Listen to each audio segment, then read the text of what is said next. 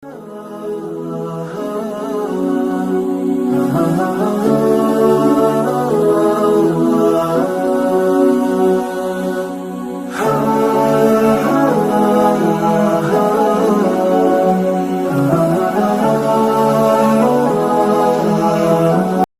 عليكم ورحمة الله وبركاته.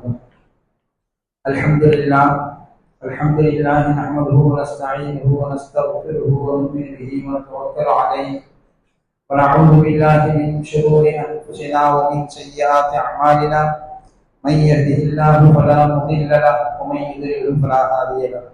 ونشهد أن لا إله إلا الله وحده لا شريك له ونشهد أن سيدنا مولانا محمدا عبده ورسوله أرسله بالحق بشيرا ونذيرا وداعيا إلى الله بإذنه وسراجا منيرا. أما بعد فقد قال الله تعالى في كلامه العزيز بعد أعوذ بالله من الشيطان الرجيم: والسابقون الأولون من المهاجرين والأنصار والذين اتبعوهم بإحسان رضي الله عنهم ورضوا عنه وأعد لهم جنات تجري تحتها الأنهار خالدين فيها أبدا ذلك الفوز العظيم. وقال نبينا صلى الله عليه وسلم: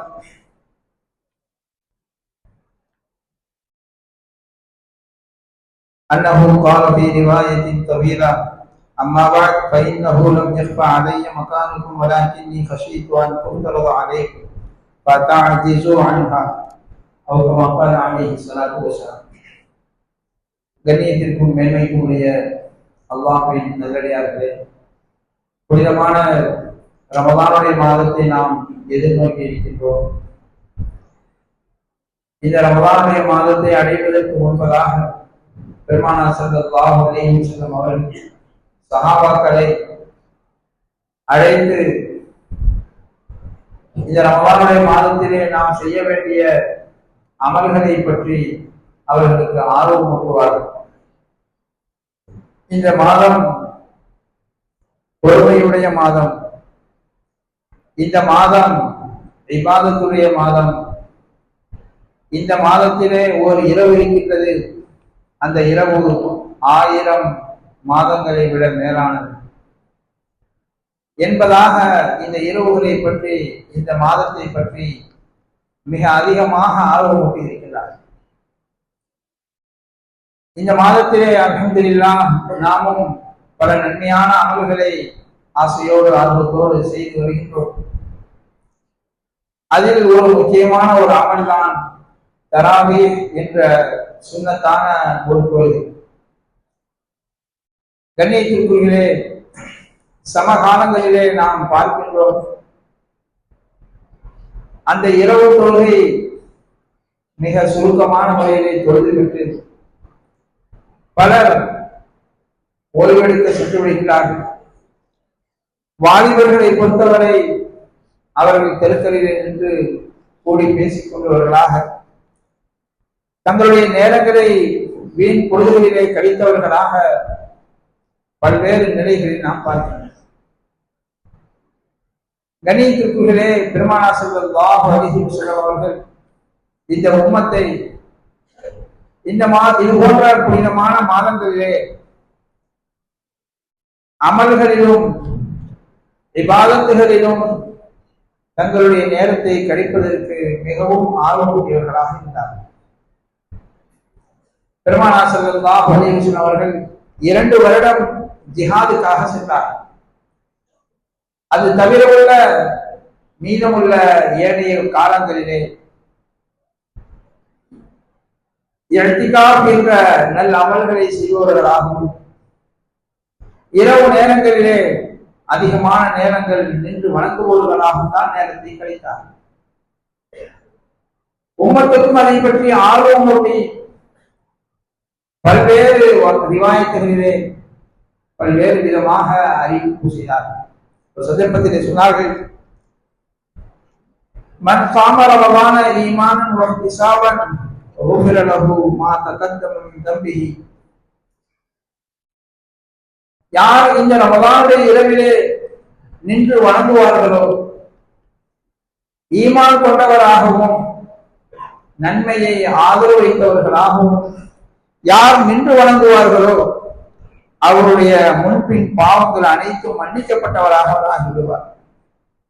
இன்னொரு ரிவாயத்திலே நபி ஸல்லல்லாஹு அலைஹி வஸல்லம் அவர்கள் சொன்னார்கள், இன்னல்லாஹ தபாரக வ தஆலா ஃபரத அலைக்கும் ஸியாம ரமதான். அல்லாஹ் தஆலா ரமதானுடைய மாதத்திலே நோன்பு நோற்பதை உங்கள் மீது கடமையாக ஆக்கியுள்ளான். வஸனன்து லகும் கியாமஹு, அந்த இரவிலே நின்று வணங்குவதை நான் உங்களுக்கு சுன்னத்தாக ஆக்கி இருக்கின்றேன். எனவே ஃபமன் ஸாமஹு வ ஸாமஹு ஈமானன் வ இஹ்திசாபன், யார் அந்த பகலிலே நோன்பு நோற்பவராக இரவிலே நின்று வணங்கியவர்களாக ஈமான் கொண்ட நிலைமையிலும் நன்மையை ஆதரவைத்த நிலையிலும் இந்த அமல்களை செய்வார்களோ خرج من ذنوبه كيوم ولدته امه, அன்று பிறந்த பாலகனை போல தன்னுடைய எல்லா பாவங்களிலிருந்தும் அவர் பரிசுத்தம் அடைந்து விடுவார் என்று சொன்னார். கண்ணியத்திற்குள்ளே இன்னும் இது போன்ற ஏராளமான ரிவாயத்துகள் அத்தனையும் அந்த ரமதானுடைய இரவுகளிலே நின்று வணங்குவதனுடைய மகத்துவத்தை சொல்லி காட்டக்கூடிய ரிவாயத்துகள். எனவே கண்ணியத்திற்குள்ளே பெருமானார் ஸல்லல்லாஹு அலைஹி வஸல்லம் அவர்களுடைய செயல்பாடு என்று பார்த்தார்.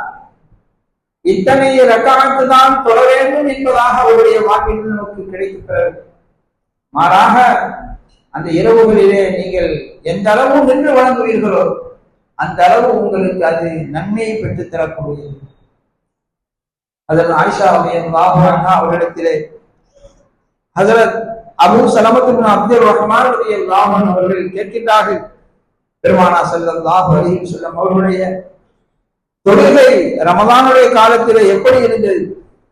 சொன்னார்கள் ஆயிஷா ரலியல்லாஹு அன்ஹா, மா கான யஸீது ஃபீ ரமதான வலா ஃபீ கைரிஹா அலா 11 ரக்அத். பெருமானார் ஸல்லல்லாஹு அலைஹி வஸல்லம் அவர்கள் ரமதானிலும் ரமதான் அல்லாத காலத்திலும் 11 ரக்அத்துகளை விட அதிகமாக தொழுததில்லை. எப்படி ரமதானிலே 11 ரக்அத்துகள் தொழுதார்களோ ரமதான் அல்லாத காலத்திலே தொழுதார்களோ அதே போன்று ரமதானிலும் தொழுதிருக்கின்றார்கள். ஆனால் ஆயிஷா ரலியல்லாஹு அன்ஹா இந்த இடத்திலே மேலதிகமாக சொன்னார்கள், யுஸல்லி அர்பஅன் ஃபலா தஸ்அலு அன் ஹுஸ்னிஹின்ன வ தூலிஹின்ன. 4 ரக்அத்துகள் முதலிலே தொழுவார்கள்.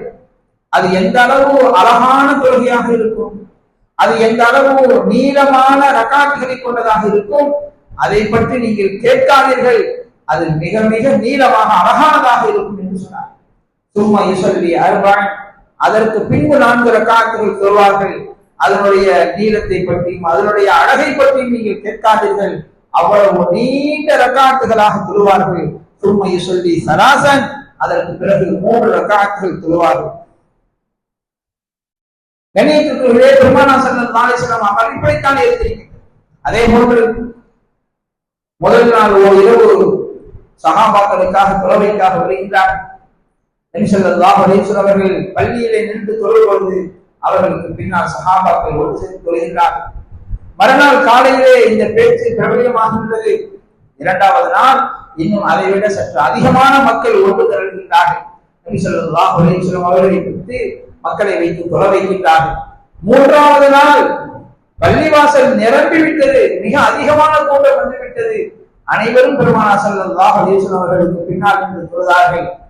4வது நாள் பள்ளிவாசலில் நிற்பதற்கு இடமில்லை, மக்கள் கூட்டம் கூட்டமாக சாலை சாலையாக வந்து விட்டார்கள். ஆனால் பெருமானார் ஸல்லல்லாஹு அலைஹி வஸல்லம் அவர்கள் தன்னுடைய அறையில் இருந்து வெளியே வரவில்லை. மறுநாள் காலையிலே சொன்னார்கள், ஃபஇன்னஹு லம் யஃபா அலைய மகானுக்கும், நீங்கள் எல்லாம் இங்கு ஒன்று கூடி இருந்தது எனக்கு தெரியாமல் இல்லை, நான் அறிந்திருந்தேன். வலாக்கின்னி ஹஷீது அன் துஹ்தர அலைக்கும் ஃபதஅஜு அன்ஹா, என்றாலும் நான் உங்களுக்கு தொழ வைக்க நீங்கள் எனக்கு பின்னால் என்று இவ்வாறு ஜமாத்தாக இரவு முழுக்க நின்று வணங்குவது அது உங்கள் மீது நான் கடமையாக ஆகிவிட்டார், உங்கள் மீது பரவாக ஆக்கப்பட்டுள்ளதை நான் அஞ்சுகின்றேன். அப்படி பரவாக ஆகிவிட்டால் நீங்கள் பின்பு அதை செய்வதற்கு இயலாமல் ஆகிவிடுவீர்கள். எனவே நான் அச்சப்பட்டு 4வது நாள் உங்களுக்கு நான் தொழ வைக்கவில்லை என்று சொல்லிவிட்டார். இப்படியாக பெருமானார் ஸல்லல்லாஹு அலைஹி வஸல்லம் அவருடைய காலம் கழிகின்றது. சஹாபாக்கள் இரவு நேர தொழுகைகளை நீண்ட நீண்ட ரக்அத்துகளாக பள்ளிகளிலே தனித்தனியாக தொழுபவர்களாக இருந்தார்கள். அதற்கு அபூபக்கர் சித்தீக் ரலியல்லாஹு அன்ஹு ஆட்சி காலத்திலும் இப்படித்தான் இதே மாதிரி கழிகின்றது. அதற்கு உமர் ரலியல்லாஹு அவருடைய ஆட்சி காலத்தின் ஆரம்ப காலங்களிலே ஏறத்தால் இப்படித்தான். நீண்ட நீண்ட ரக்காத்துகளாக மஸ்ஜிதுகளிலே சஹாபாக்கள் தனித்தனியாக தொழுவார்களா. அதற்கு பிறகு தங்களுடைய வீடுகளுக்கு சென்று வீடுகளிலும் நீண்ட நீண்ட ரக்காத்துகளாக அவர்கள் தொழுபவர்களாக இருந்தார்கள். ஆக மொத்தத்தில் அந்த இரவு வணக்கத்தை கொண்டு அல்லாஹ்வுக்கு முன்னால் நின்று பணிந்து உலகி அல்லாஹ்விடத்திலே மன்றாடுவதிலே தங்களுடைய இரவுகளை கழிப்பவர்களாக இருந்தார்கள். பின்பு ஒரு நாள் ஹஜரத் அப்துல் ரஹ்மான் இப்னு அப்துல் காரி என்று சொல்லக்கூடிய தாபியி சொன்னார்கள், நானும் ஹஜரத் உமர் ரலியல்லாஹு அவர்களுடன் சேர்ந்து மஸ்ஜித் நபவிக்கு செல்கின்றேன். அந்த சஹாபாக்கள் தனித்தனியாக சிலர் தொழுது கொண்டிருக்கின்றார்கள். இன்னும் சிலர் ஒருவர் தனியாக தொழுகின்றார். அவருக்கு பின்னால் விருப்பப்பட்ட மக்கள் அவருக்கு பின்னால் ஒரு சிறிய ஜமாத்தாக நின்று தொழுகின்றார்கள். இப்படி ஆங்காங்கே தொழுது கொண்டிருக்கின்றார்கள்.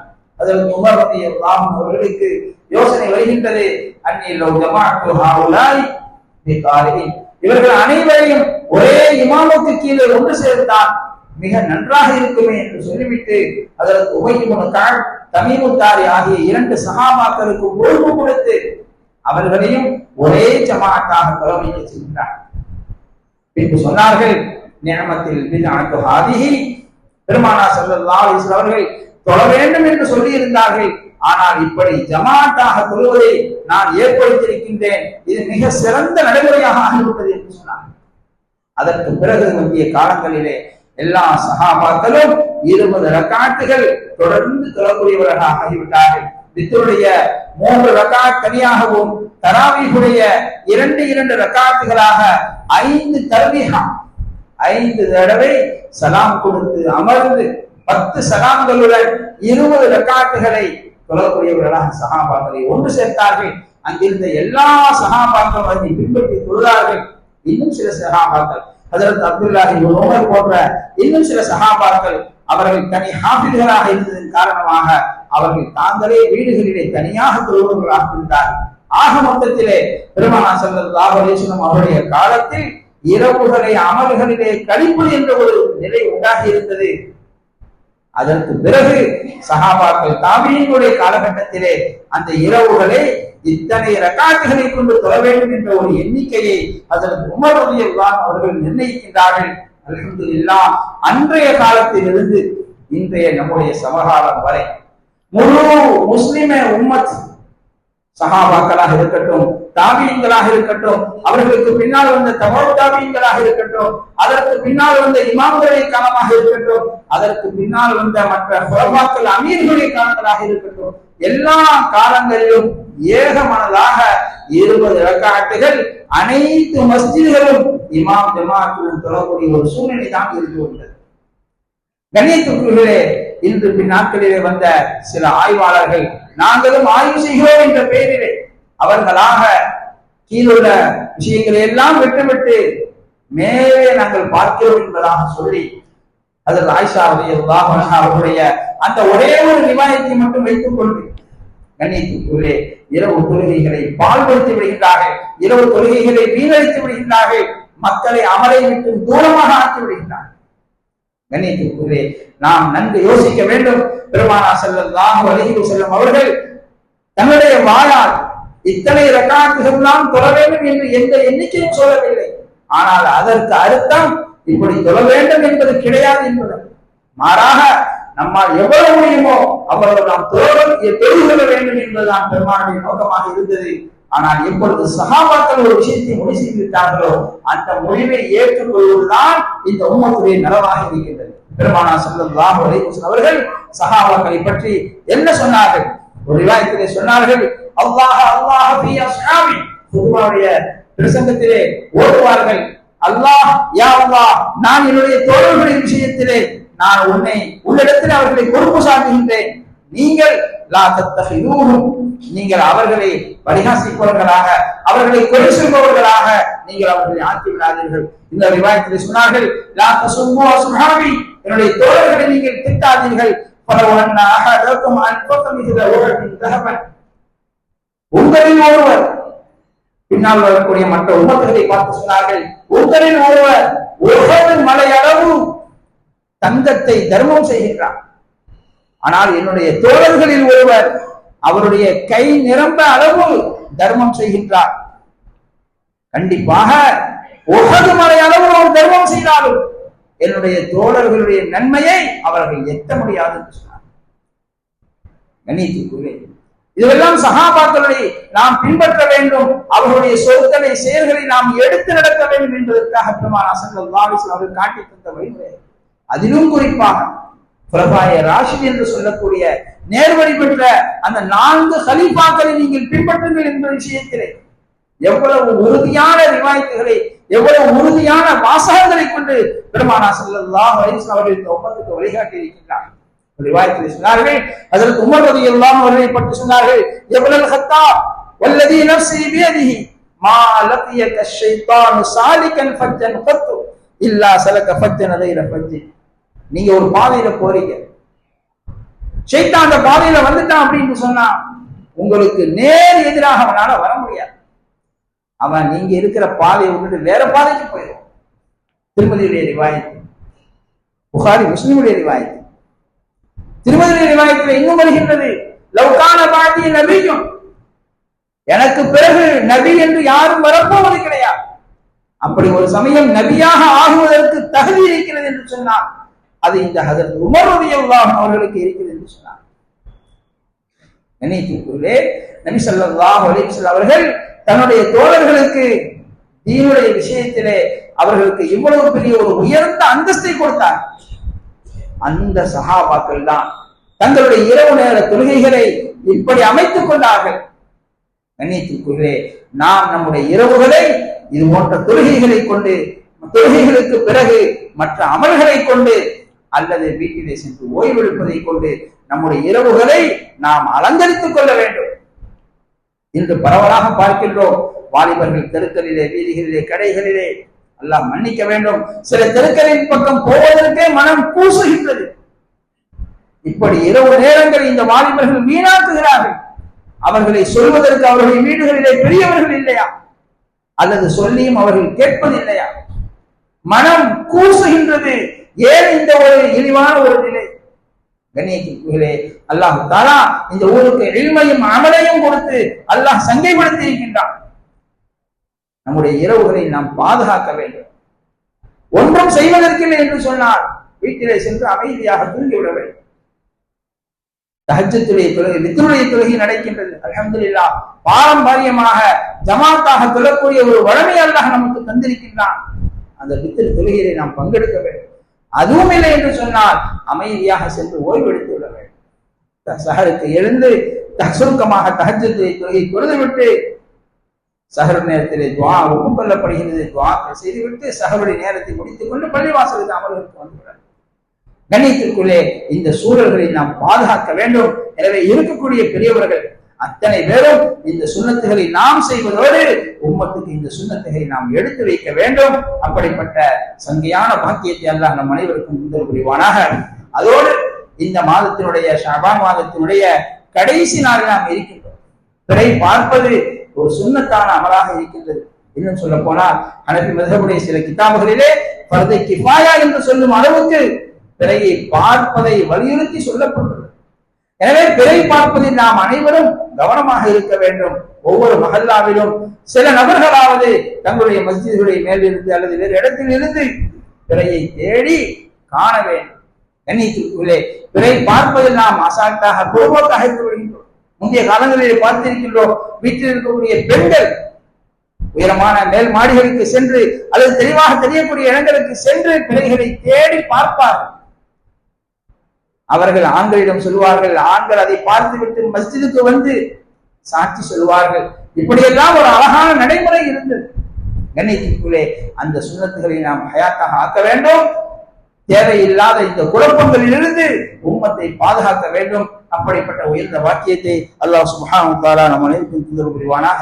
வ ஆகிரு தஅவானா அல்ஹம்துலில்லாஹி ரப்பில் ஆலமீன்.